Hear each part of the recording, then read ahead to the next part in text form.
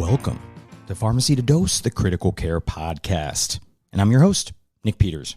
And wherever you are and whoever you are listening, thank you. We are coming to you live from not sunny, but not cold either, New Orleans, Louisiana, for the ASHP 2024 Midyear Clinical Meeting. So great time. It is Sunday evening. The conference officially started today with showcases, the opening sessions, and those sorts of things starting tomorrow on Monday. But very, very excited for today's Sunday daily recap, and very, very lucky to be joined by three featured speakers from one of the clinical sessions today. And it was gems from AJHP, practice enhancing interventions about the medication use process from 2023. So I was really lucky to be able to be joined by three of those presenters, Kyle Weant, Ann Rose, and Angela Antoniello. And they were able to highlight their unique interventions projects to help improve the medication use process. It's critical care, emergency medicine, transitions of care, all sorts of things, tox. So really, really great. Got some fun things planned for everybody. So I hope you're staying tuned. We're going to have some videos coming out, especially with some of these sessions. There's been some great research posters. A lot of the receptions and things start tonight. Excited to see everybody. But let's get into our day one Sunday ASHP daily recap featuring three speakers from sunny New Orleans. And it starts right now. When you share your food, you share your heart. So what's on your table this holiday season? Save on your festive feast at Kroger with delicious deals on all the holiday classics. Or wow the crowd with something new, like a quinoa stuffed butternut squash. It's sure to add a pop of color to your spread. How about a sweet potato casserole with a crunchy oat streusel topping, made with care for the sweet tooth and the savory tooth? With Kroger, fill your table with love and watch as your guests' hearts get as full as their bellies. Kroger, fresh for everyone. When your gut feels off, your whole day can feel off. Activia probiotic yogurts and dailies are a quick, easy, and tasty way to up your gut health game every day. They're deliciously smooth and creamy and packed with billions of live and active probiotics. Your gut is where it all begins, so start with Activia. Enjoying Activia twice a day for 2 weeks as part of a balanced diet and healthy lifestyle can help reduce the frequency of minor digestive discomfort.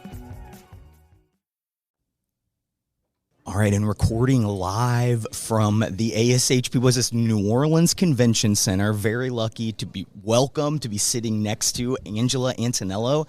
So Angela is an emergency medicine clinical pharmacy specialist at RWJ Barnabas Health in Livingston, New Jersey. You can find her on Twitter or X at Code AAA. That's a great name, by the way, Code AAA.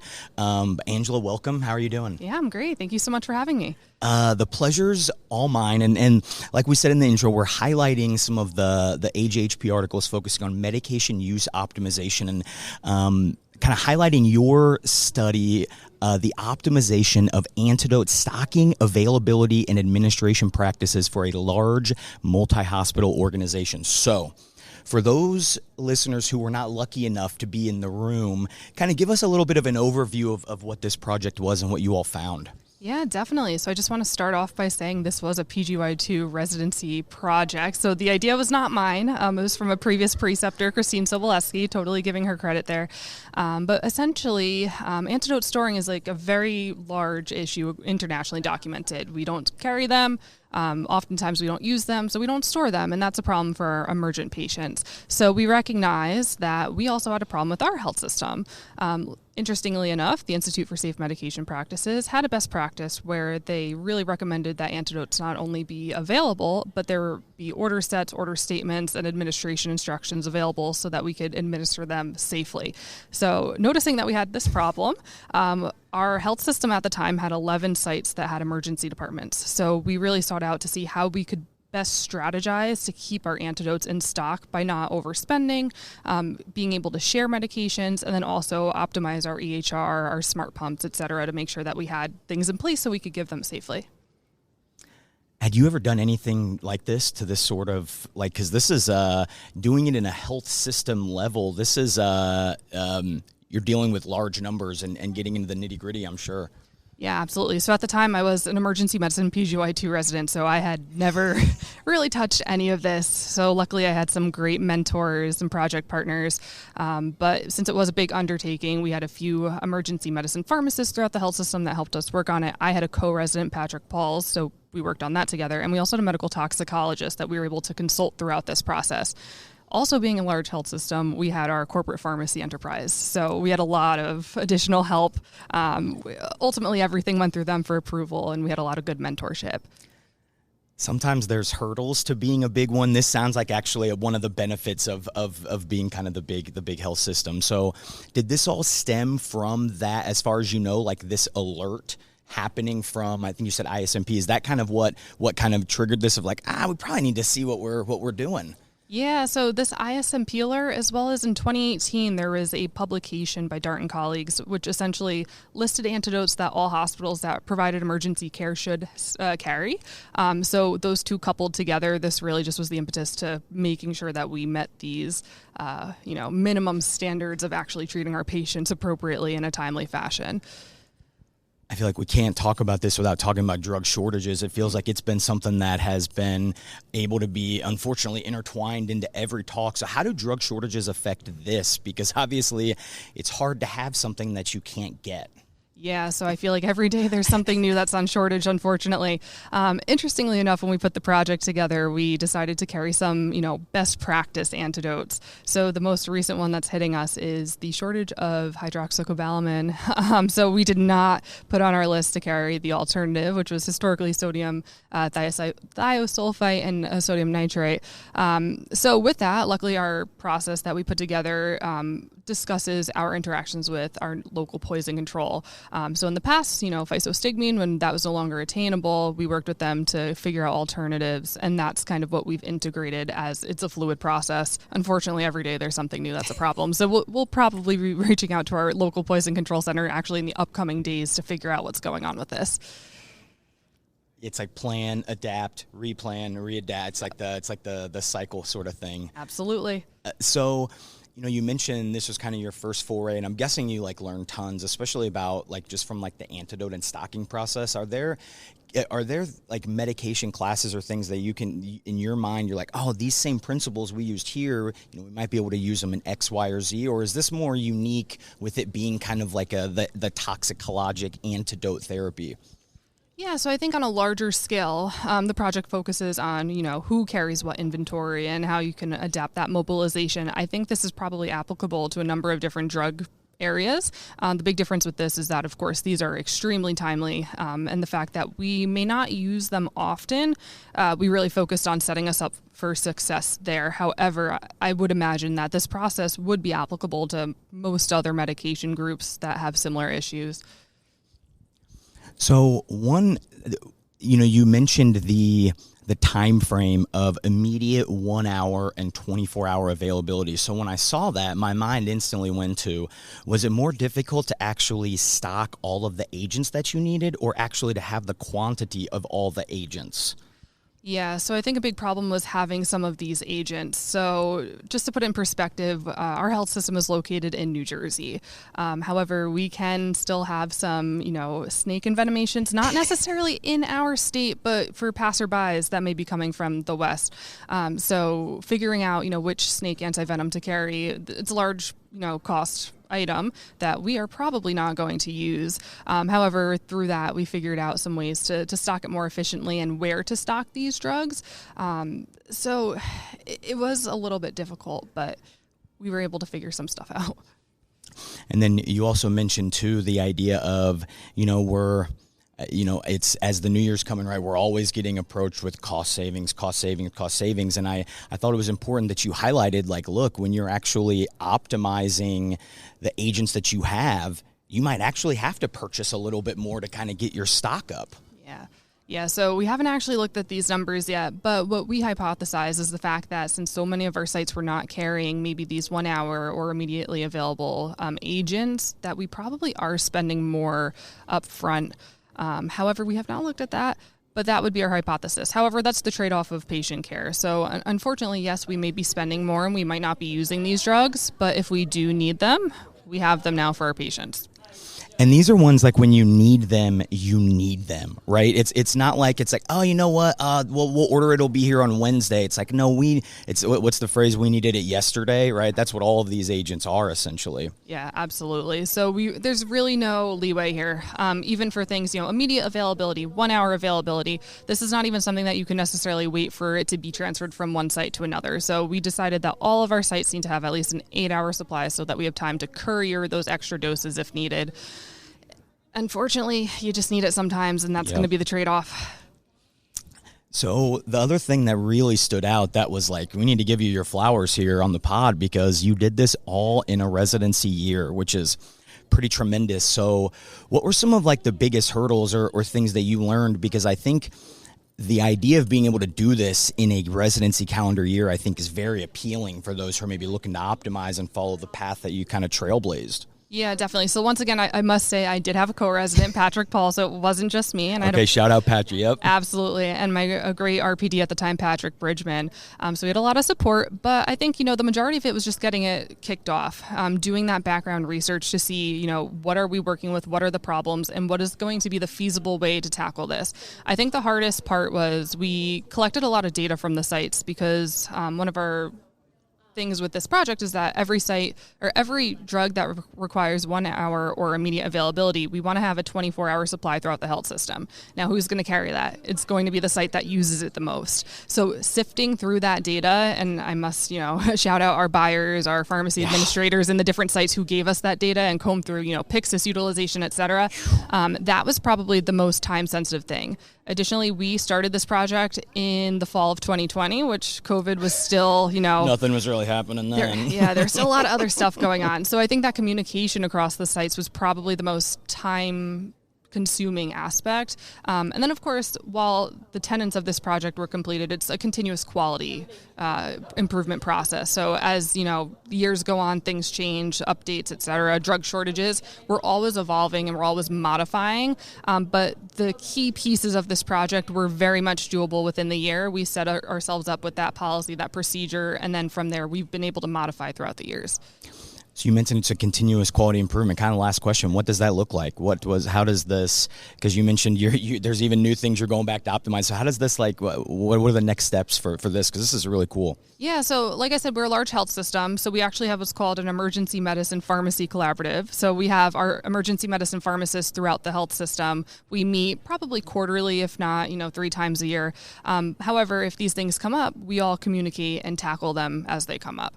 So we have various projects that happen, in the past year or two. We were optimizing our DigiFab. All these things are evolving, and especially at the same time, we were transitioning to Epic over the past few years. So there was a lot going on.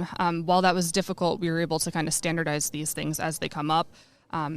Every year, we talk about who's looking at these inventories. So every site has a different person. At my site, I just do it because I'm familiar with it. Yeah. But I work with our buyer to make sure that we have it. And then, of course, as things come up, we can work to tackle those. So our next project will be this cyanakit shortage. Yeah. And I'm sure as soon as we figure it out, it'll be fine. But nonetheless, we are always modifying. Okay, last question. I want to put you on the spot. What's your favorite antidote? Ooh. Because you went through the whole list, and I'm sure as an EM-trained person, you have some of your favorites, I'm guessing. What do you think if you had to pick one?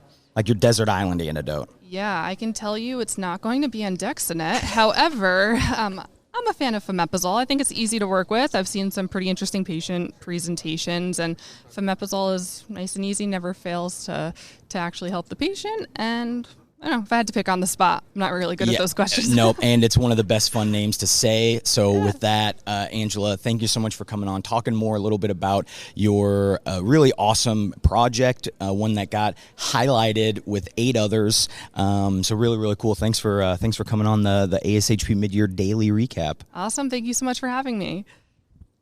Okay, I have to tell you, I was just looking on eBay where I go for all kinds of things I love, and there it was. That hologram trading card. One of the rarest, the last one I needed for my set. Shiny like the designer handbag of my dreams. One of a kind. eBay had it, and now everyone's asking, ooh, where'd you get your windshield wipers? eBay has all the parts that fit my car. No more annoying, just beautiful. Whatever you love, find it on eBay. eBay, things people love. I'm very excited to be joined and sitting next to Ann Rose. And Ann is the inpatient pharmacy manager for internal medicine, cardiology, and anticoagulation stewardship from the University of Wisconsin-Madison. Ann, welcome. Thanks for joining today. Yeah, thank you so much for having me.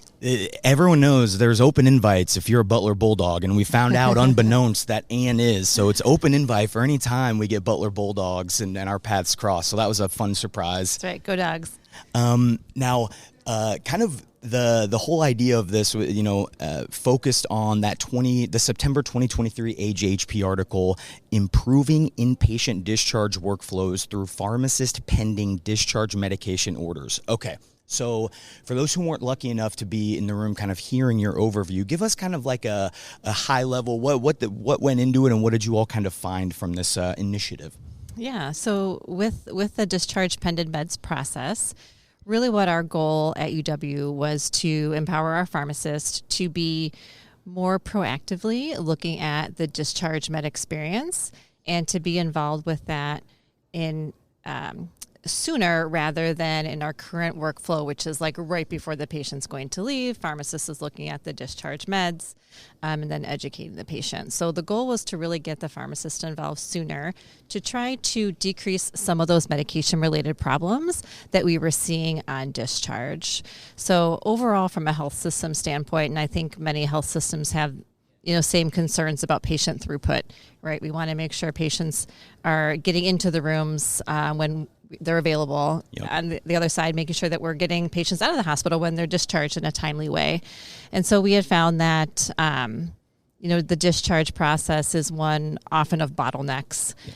And so this was really a target to try to help decrease that bottleneck of getting the discharge meds MedRec process completed in a quicker way. And that bottleneck, because you mentioned that that's a pharmacist reviewing is a hard stop in your discharge process. Correct. Yes. So we are lucky at UW Health to have all of our pharmacists involved in the MedRec process. So we see all of our patients on admission, complete a medication reconciliation at that point. We follow them throughout their entire stay.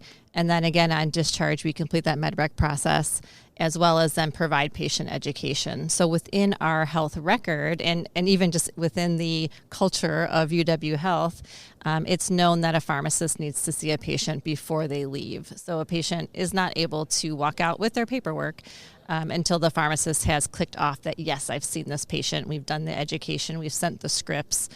So that is, something that's really been ingrained in our system and our EHR. So the discharge process you described, what was done before, that's, I think, the one that most people are going to be familiar with. So what's the pending discharge medication order process? What does that, explain what that means, I guess.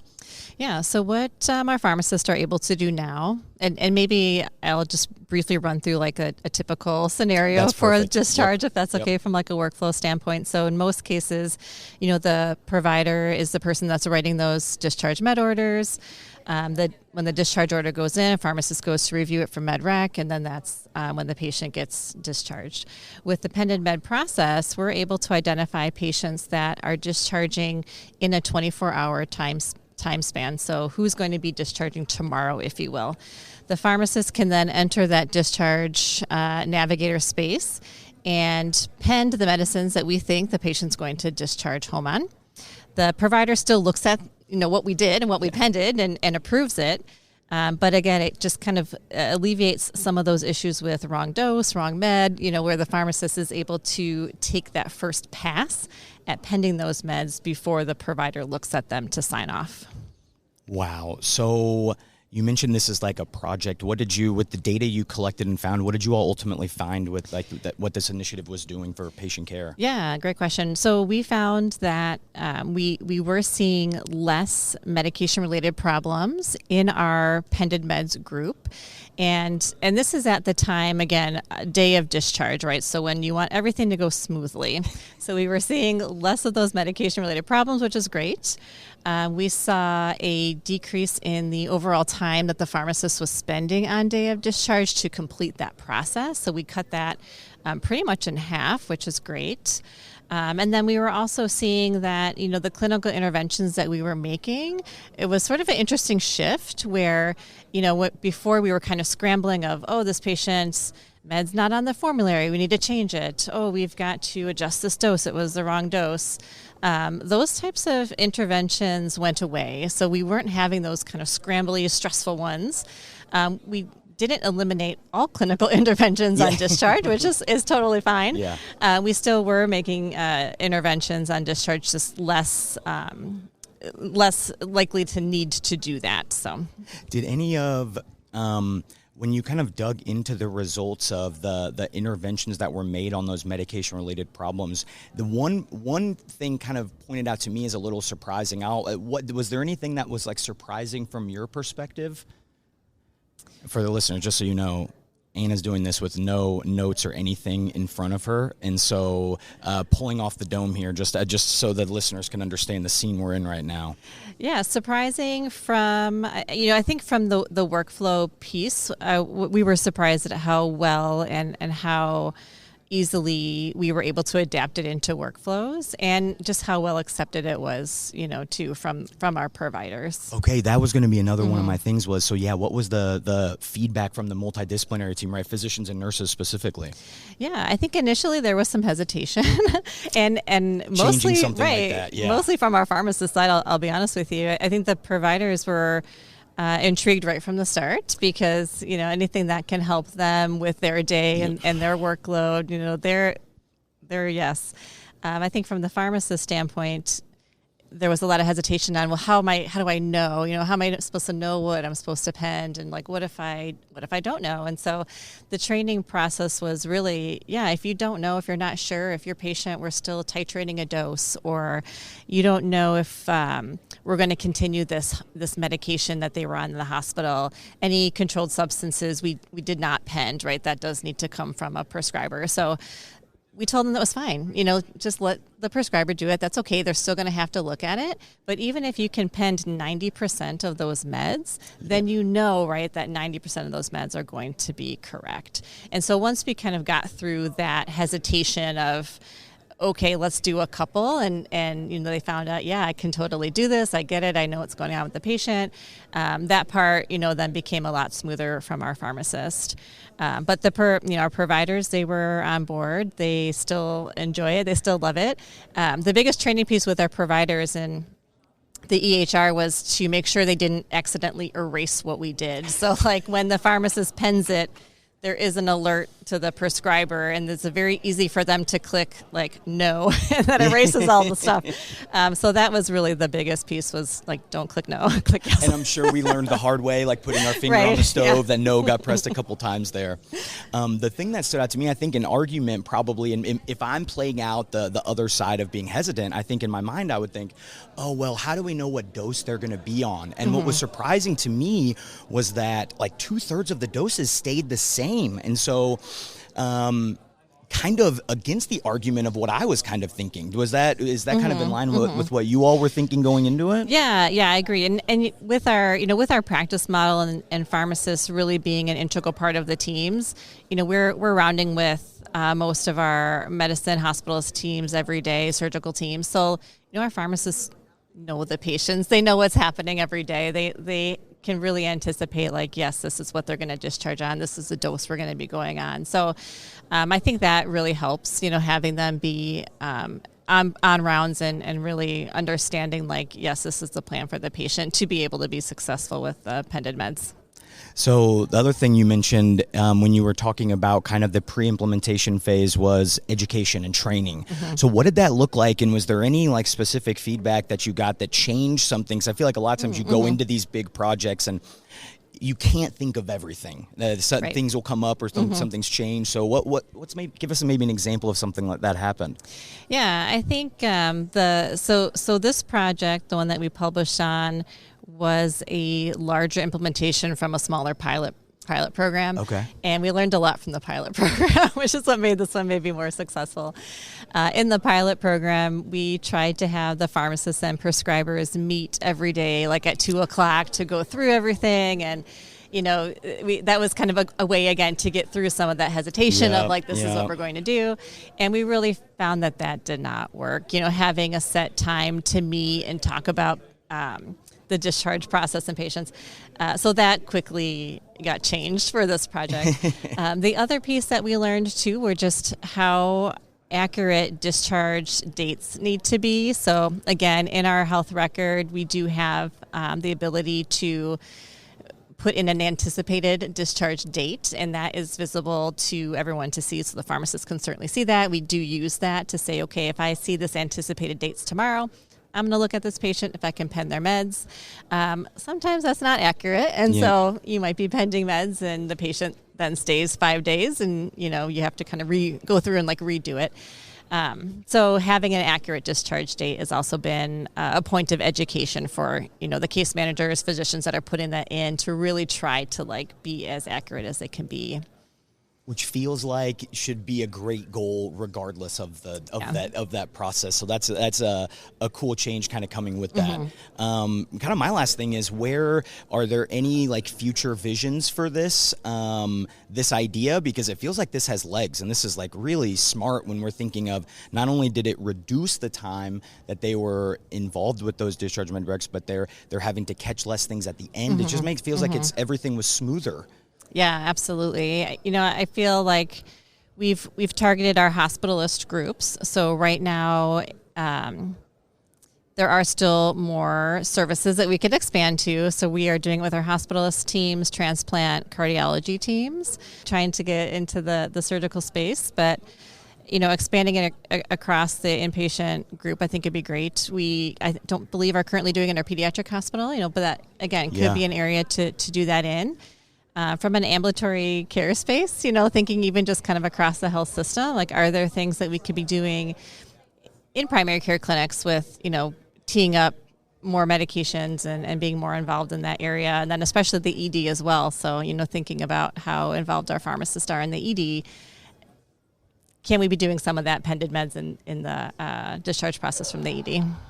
I love it. So you have a long-term vision for this for sure, because you're talking about all different spaces, and I think that's really cool. It makes sense. University of Wisconsin-Madison always doing cool, innovative things, and this is no exception to that. So, Anne, thanks so much for joining, getting to highlight this great initiative. Everybody go read that AJHP article, but appreciate you so much. Thanks for taking time out of your busy day. Thank you so much for having me. Appreciate it.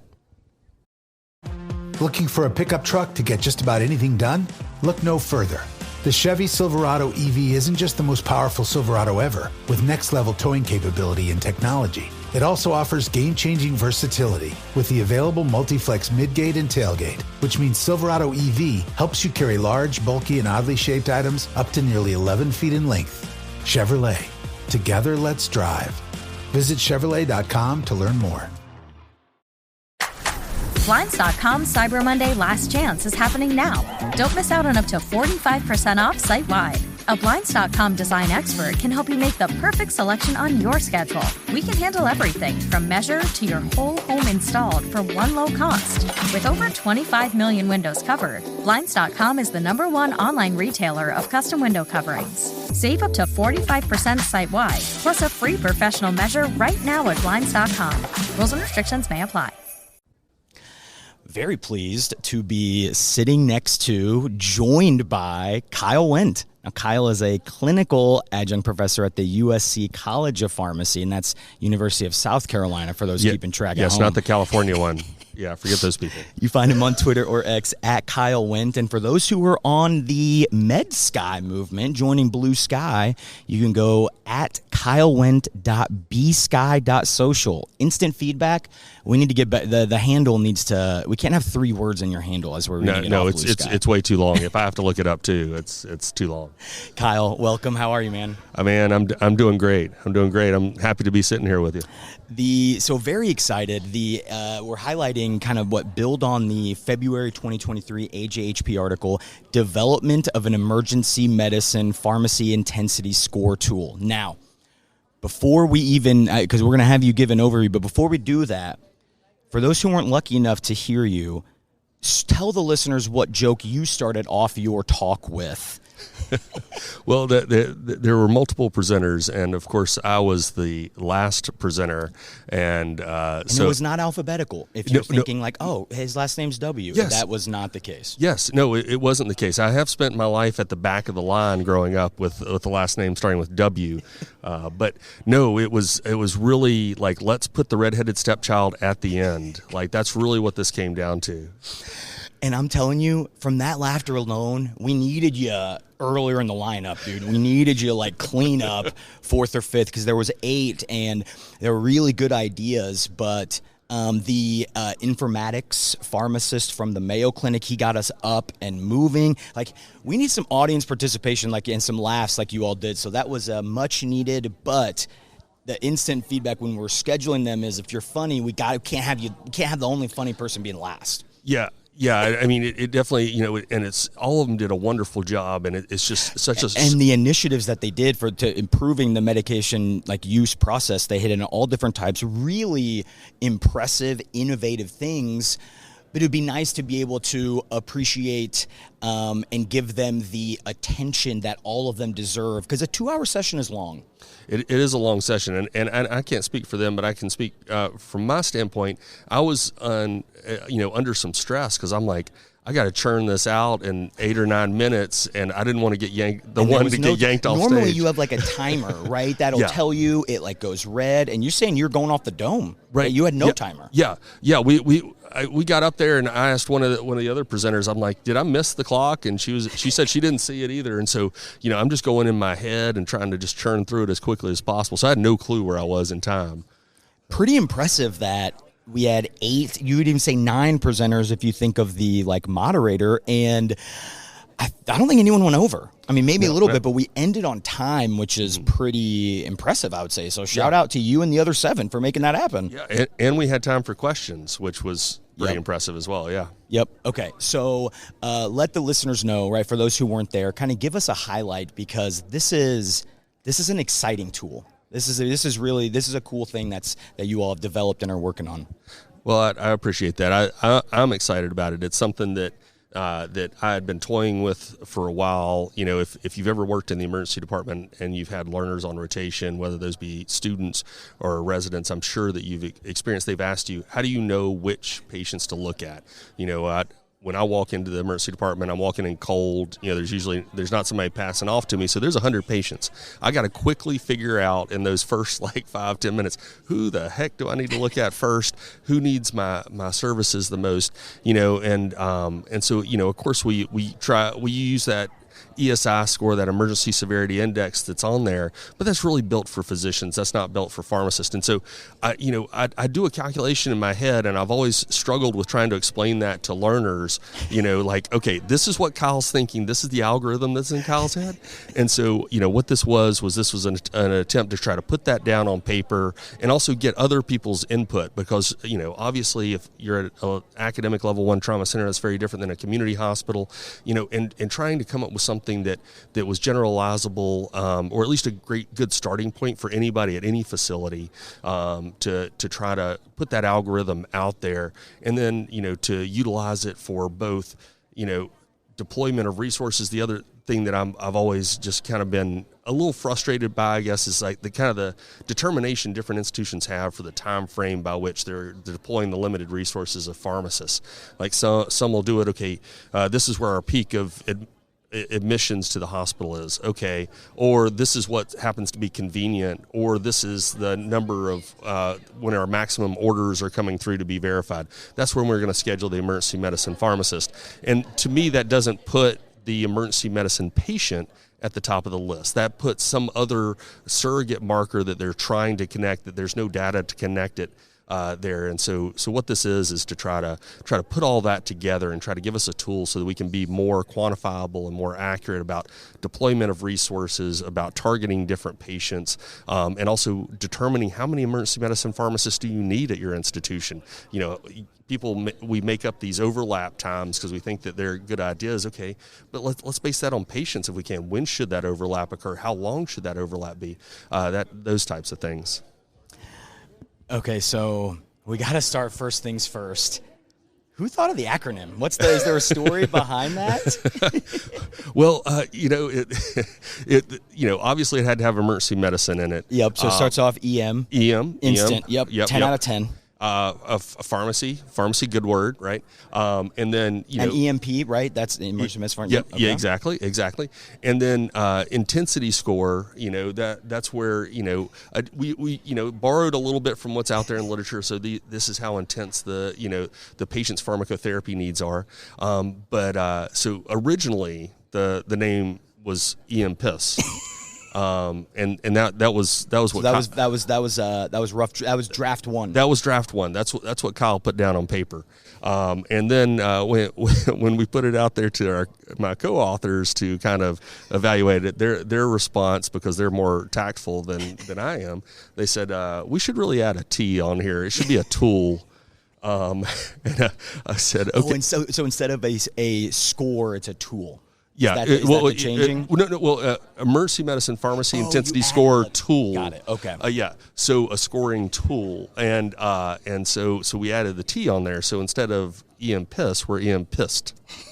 Now I like both of those because when you talk to emergency medicine pharmacists, we usually have a litany of things that we're pissed about. That you're fired up on, or that gets you fired up. I agree with that. Exactly. So I do think it's really appropriate, and I like saying it. And so, now in the presentation day, I will say that I made an intentional effort not to enunciate EMPIST because the majority of the audience seemed to be administrative individuals. And so I'd say about 80 to 90% felt that administrative-y. Right. And I didn't want to distract from the content by labeling it something that automatically they would say, oh, that's inappropriate, or something to that effect. So, but yes, it's the EMPIST tool, and that's how it evolved. Pro's pro here. Now you, everything you're hearing or you're saying to me, correct me if I'm wrong. When I think of like the medication, like acuity kind of scoring tool, my mind instantly goes to the MRCICU score that they're using for critical care. And are you essentially trying to? I mean, it's different because the emergency department's different than the ICU, but kind of your EM version of that in a sense? Absolutely. And that's where, I tried to translate the thought that I had in my head about trying to, explain to learners and also to schedule, our workload and everything was, okay, well, this is what they're doing, and I was really excited about what they did with the MRC score, the medication regimen complexity score, both in the ICU. There's also data a long time ago. It's kind of funny when you look at the history of this, is some of that data was published in the 90s and nobody ever picked it up until largely some of our colleagues at University of Georgia picked it up, started running with it. And so, yes, it was kind of looking at that and saying, okay, maybe this could be part of our answer. Also, this complexity score that they had developed was really, just based on medications, just based on medication frequencies and stuff, which is great for them. But right on the surface, that doesn't apply to us in the emergency department. And so highlight what some of those unique challenges to the ER are, because you highlighted some of them. And I think if you haven't been down there, you might not understand why you can't use scoring systems that were already out there. Yeah, exactly. And it's nothing against those scoring systems that currently exist. It's just that they can apply. And the primary rationale there is the fact that, our patients are coming in cold to the emergency department, right? We're lucky if we have a history on the patient in terms of their medication history or the medications they take at home, or their medical history. And so they're coming in cold. They don't have medications ordered. So automatically, are you going to say then, okay, well, they're not they don't have a high pharmacotherapy need because they don't have any medications on their profile yet. That's obviously a little ridiculous. So what we need to do is we need to build a tool that incorporates both their chief complaint or some of the characteristics of why they're coming into the emergency department, and combining that with some of those acute medications that we're ordering in kind of that critical setting there. And that's what our intent here is with the EMPIS tools, to try to combine those things together into a solid identifier of pharmacotherapy needs for the emergency medicine pharmacist. Yeah, there were, you highlighted that, example, all the orders are one-time orders, for example, right? Like, how do you know? And so some of those, and that's why I think this is so cool, is because you're exactly right. That is a question. And if you don't have a system where you're getting handoff, you probably have some new... You either have a new system in your head, or you're able to go to like a charge nurse or a doc and be like, hey, who are my top 5 or whatever, right? And this feels like a little more streamlined approach to that people can more universally use. So where are you going from here? Because I know this thing has legs. It feels like this is just the beginning of your all's kind of this publication and where it can go from here. Yeah, I hope so, and I'm definitely going to try to take it further and further. We have completed data collection. We did roll out a national trial as we revised the score slightly after this publication. We also tried to learn as much as we could from those publications. Look at the medication regimen complexity score, where they identified correlations between their scoring system and outcomes. And so what we did was we rolled this out to about 50 institutions in the nation, and those emergency medicine pharmacists tested the tool as well as documented their interventions, also documented patient outcomes, and those varied from being discharged to admitted to the ICU, so that we can try to see if there is correlation there, and if it does have value with that. We also tried to tweak the score ever so slightly in terms of adding more specific, detailed medications on there, so that they could be more easily retrospectively pulled from the medical record. Because if we're looking at this from the standpoint of when to schedule pharmacists or how many pharmacists we need, obviously we need tangible things that are easily extractable from the medical record, and so that's what we try to focus in on. So we do have that data. We have 2,666 patients in that database. Tons of great pharmacist interventions in there, and really Kyle just needs to sit down and finally just get it all cleaned and put into a nice publication. Is there a pause button? Can we is there a click? Can we just hit pause for a sec? Yeah, exactly. So it will be coming this year, so look forward to it. And then after that, what we want to do, based on obviously the results of that, really what I want to do is I want to try to take this and apply it on a larger swath of patient data that's out there. So looking at larger databases of patients, so we can more well refine this and try to put it into more of almost an AI model, so that we can generate some more specifics on what should be included in the scoring system. Because we don't want something that's overwhelming in terms of number of parameters that we're looking at, but we want enough there so that it has the value and accomplishes the intent. Well, and anytime, I hear that, and that sounds like the framework for justifying FTEs with no cost prevention associated with it. And to me, when I hear things like that, that is the future. There's so many things we've done that we've shown with even if we're just focusing exclusively on emergency medicine pharmacists, cost savings and things they've done. Look, it's only going to do so much. So when we have ideas like this that are able to justify even more, that feels like legs of things of being able to help kind of keep increase in the number of jobs and opportunities for emergency medicine pharmacists, and for some of those terrible crit care pharmacists who sneak their way down into the emergency department. That's definitely not me. Yeah, and that's something, we in emergency medicine, we don't tend to use a ton of high-cost drugs. The high-cost medications, of course, that we use, there's not really much debate over, right? I'm not going to wrestle a neurologist to the ground about giving tenecteplase or alteplase for stroke. And so that's not really a modifiable thing. It's not like we're using tons of albumin like you are in the ICU that you can just trim that down a little bit. So but we do have great impact in terms of patient outcomes and patient care. So looking at readmission rates, looking at length of stay in the emergency department, looking at different levels of admission within the hospital. If you can shift a patient, instead of going to the ICU, going to the floor, that's a huge win, both financially and also for the patient, and also for just the throughput in the hospital. So those are huge wins that we need to kind of try to quantify as best we can, and that's the value that we add there. To your other point, one feedback that we got from this manuscript, one of the comments was, we're trying to make it easier for non-EM pharmacists to come into the emergency department. Which is important when you think of coverage, because the ER is a hard, you can slot in people to cover an ICU way easier than you can the ED. Absolutely. But the comment was made in a negative sense, and that was a downside of what we were trying to do here. I actually, if that's what we were able to accomplish with that, then that's a win. That's a huge win. That's a huge win, because as the data are presented, while I would love for every emergency medicine pharmacist in the nation to be PGY2 trained, well trained, well skilled, working in the emergency department, we're not there. Yep. We only have approximately 100 emergency medicine PGY2s in the nation. We have 4,000 EDs in the nation. All of them require 24/7 coverage, not just one pharmacist, not just two, but on the order of 5 or 7. That's a huge area that we need to cover. And so, at least for the next foreseeable future, we're going to have people that are going to be undertrained or underexperienced in the emergency department. And so are we going to let those patients suffer, until we reach that threshold of having enough PGY2s?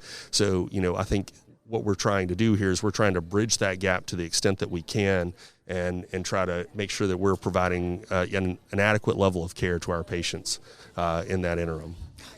Kyle, this is great. It makes sense. Another kind of practice-changing EM thing, and you're involved with it. So this is awesome. Thanks for highlighting this. I'm sure there'll be more to come, and we'll certainly see you soon, my friend. Sounds great. Thanks for having me. Another huge thanks to Angela, Ann, and Kyle. Be sure to pull those publications that we referenced. That'll be in the reference list. You'll see links to those 3 articles. Come say hi. If you see me, brought some swag to New Orleans. Excited to let y'all have some of that. Always like to say hi. We'll be out and about at the conference. I'm also debating, you'll have to let me know, there's a 5K that happens Tuesday morning at 6 a.m., and I'm debating if you all think it would be funny if I did a recap of that. I actually am a runner. I got that advice. Someone asked me, can you even run? Which, shots fired. But yes, can, do, will. It's probably be walking for the purposes of it, but let me know if you think that would be something fun.